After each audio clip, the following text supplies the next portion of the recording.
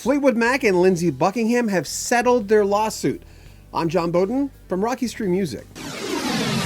Lindsey Buckingham was on CBS This Morning. There'll be links to the whole thing in the description of this video, where he talked about the fact that the lawsuit that he launched in October has already been settled. He was dismissed from Fleetwood Mac in January. The singer-guitarist was a huge part of Fleetwood Mac getting back on the map in the mid-'70s. The lawsuit was alleging breach of fiduciary duty and breach of oral contract, among other things. Shortly after that, the band countered by releasing the following statement. Fleetwood Mac strongly disputes the allegations presented by Mr. Buckingham's complaint. Well, yesterday on CBS, he said, "We've all signed off on something. I'm happy enough with it. I'm not out there trying to twist the knife at all. I'm trying to look at this with some level of compassion, some level of wisdom."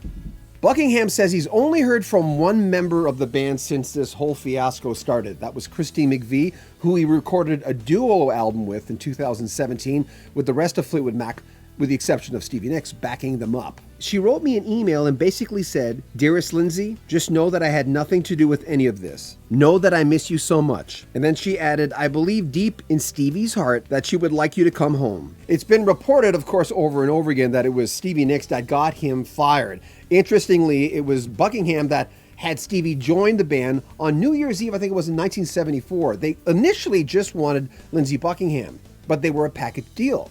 Lindsey and Stevie Nicks were a couple back then, and of course, their breakup was well documented, as well as Christine McVie and John McVie's breakup on the 1977 album Rumors. So it's interesting how things came full circle, and a lot of people pretend they know what happened behind the scenes.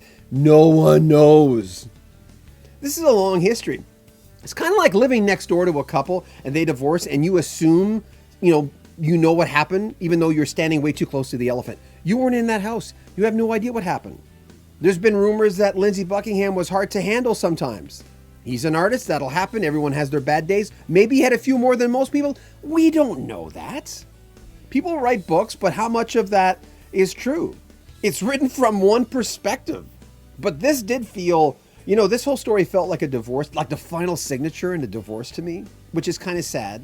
In some weird form, they are kind of part of our family too. And, people love reunions. I've said this 1,000 times on this channel.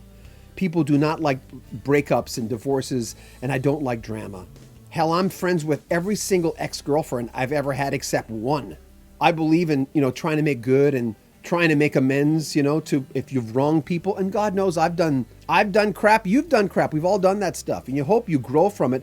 And there's part of what Lindsey's saying is, I think he's looking at it from a point of view that maybe there's going to be growth. And he did deliver, sort of offer an olive branch that there would be a slim possibility that he and the rest of Fleetwood Mac would get back together. But he says, I'm pretty much figuring out that I won't, because a lot of people who know how convoluted Fleetwood Mac's politics have been will say 2 years from now, they're gonna, and I'm not sure. It's something that's a little different with time. He also performed the songs Treason, Big Love, and Turn It On. We'll have links to everything in the description of this video. And again, there's something about this band with such a big part. If you're anywhere near my age, I'm 58, and if you're near my age, in 1977, you were probably a teenager.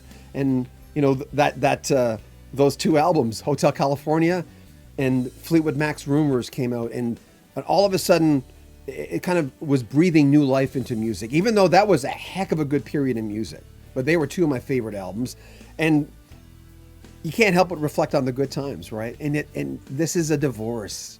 I appreciate the fact that, there's a slim possibility that he might be open to performing with them again, but it makes me feel a little sad.